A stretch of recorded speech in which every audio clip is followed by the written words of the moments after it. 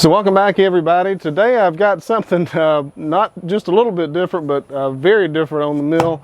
We have got probably the ugliest log I have ever attempted to saw here, and it's mostly out of curiosity that I really want to see what's in this thing.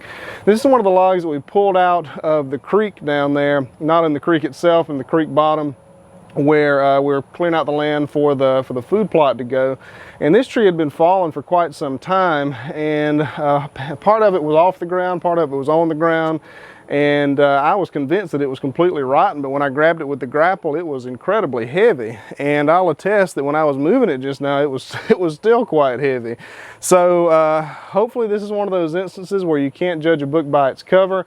We're going to saw into it and check it out. There's undoubtedly some dirt on it. I'm not sure if this is the side that was up off of the ground or on the ground, but yeah, there's going to be some dirt on it, so this is going to hurt the blade. But let me get y'all a closer look here. So let's check it out a little bit closer. This is really what got me when I cut this log, and this is what I discovered on the inside. I was really pretty shocked at, it was still pretty sound on the inside. That's solid. That's solid wood down in there. We can see if we look on the outside here a little bit closer, we've got a pretty advanced decay right here. I mean, we've got snails chewing on this thing already. And you can see right here on the outside, it is just very, very decayed. But judging by the ends of the log, it just doesn't look like it goes down particularly deep. And we're about to find out. As far as what type of log this is, judging by the end grain, I think that it's white oak. I'm not certain of that, but I think that it's white oak just by the color of that wood right there, and also by the fact that it's been out in the woods so long and has undergone such great decay on the outside, but is still sound on the inside, as white oak is fairly rot resistant wood. So I'm thinking that it's white oak. That kind of makes sense to me. If y'all have other ideas, let me know. But let's position this thing a little bit better and get into it and see what we've got.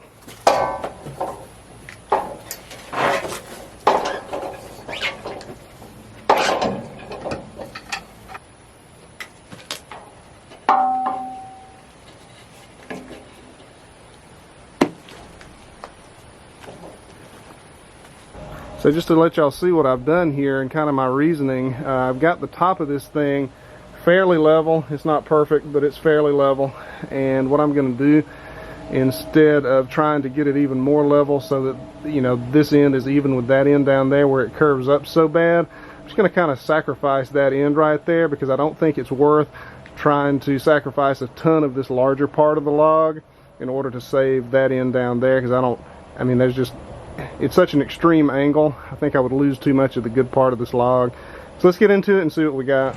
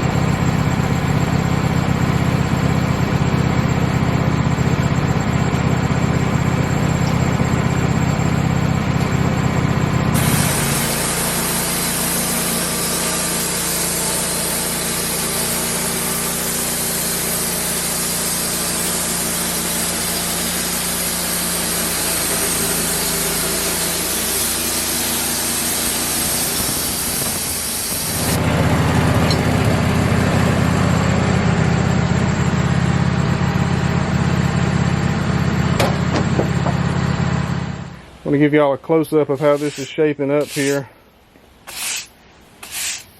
Look at that. A little bit of rot went kind of deep there, it looks like.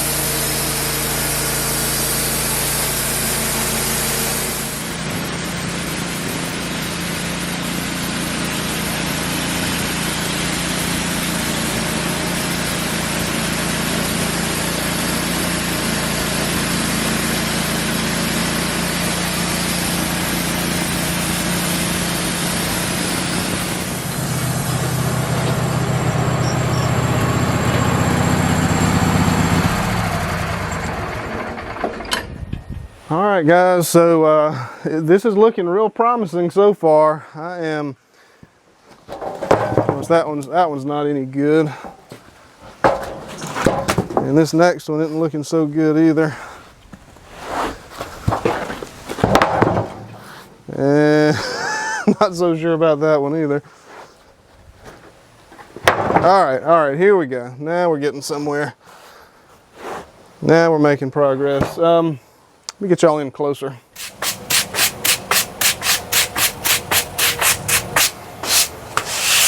Look at that. That is impressive. So here we go. Some of this is going to be salvageable, so that's encouraging. I'm going to get a moisture meter here in a minute and show y'all what the moisture content is, because I'm curious myself. But we can see here we've got some of that quarter sawn figure, that fleck, those rays coming out right there. This is basically the very center of the log. I'm pretty sure it's a red oak. Pretty sure it's a red oak. So I couldn't find my moisture meter, but I promise you this wood is not so dry that a little extra water would damage it.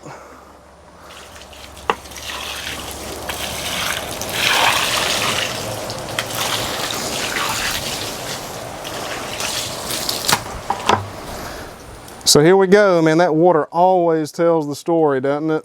Look at that. So we can see right here we've got some that's a little discolored that might not be usable because of decomposition. We'll just have to dry it and see exactly how much of this I can use. But man, look at that.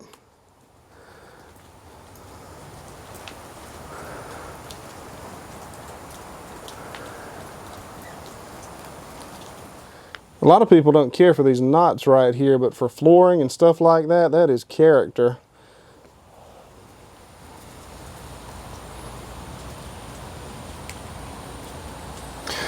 So I do get a lot of questions about what this black stripe is. So when I'm filming, it's just me doing the filming. So sometimes I have to stop and move the camera, and I'll stop the machine, and the blade will just sit there running on that part of the log for a few seconds before I turn the blade off, and it just creates that black streak like that.